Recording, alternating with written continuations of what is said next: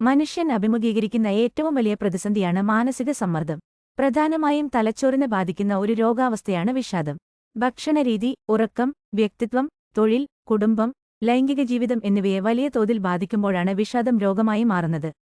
കിട്ടിക്കൊണ്ടിരിക്കുന്ന സ്നേഹം നഷ്ടപ്പെടുമ്പോൾ, രോഗം പിടിപെടുമ്പോൾ, ജോലി നഷ്ടപ്പെടുമ്പോൾ, സാമ്പത്തിക പ്രശ്നങ്ങളിൽപ്പെട്ടുഴലുമ്പോൾ, പ്രിയപ്പെട്ടവർ മരണപ്പെടുമ്പോൾ, പ്രകൃതി ദുരന്തങ്ങൾ ഉണ്ടാകുമ്പോൾ, ബാല്യകാലത്തു അനുഭവിക്കേണ്ടിവന്ന തിക്താനുഭവങ്ങൾ തുടങ്ങിയ പല സാഹചര്യങ്ങളും ആളുകളെ വിഷാദരോഗികളാക്കി തീർക്കാറുണ്ട്. സിറോട്ടോണിൻ, നോർ എപിനെഫ്രിൻ എന്നീ രാസപരിവാഹകരുടെ വിന്യാസത്തിലും പ്രവർത്തനത്തിലുമുള്ള കുറവാണ് വിഷാദരോഗത്തിന്റെ അടിസ്ഥാനമെന്ന് കണ്ടെത്തിയിട്ടുണ്ട്. ഇതൊരു മൂഡ് ഡിസോർഡറാണ്. അതായത് ഒരു നിശ്ചിത ക്രമത്തിലുള്ള ശാരീരിക മാനസിക അവസ്ഥയാണ് മൂഡ് എന്നുദ്ദേശിക്കുന്നത്. ഈ ക്രമം അതിന്റെ അളവിൽ കൂടുതലോ കുറവോ ആയാൽ മൂഡ് ഡിസോർഡറായിത്തീരുന്നു. ക്ഷീണം, ഭയം, ഉറക്കക്കുറവ്, വിശപ്പില്ലായ്മ, ചിലപ്പോൾ വിശപ്പ് കൂടുതൽ, ഭക്ഷണം കൂടുതലോ കുറച്ചോ കഴിക്കുക, കൂടുതലായോ കുറവായോ ഉറങ്ങുക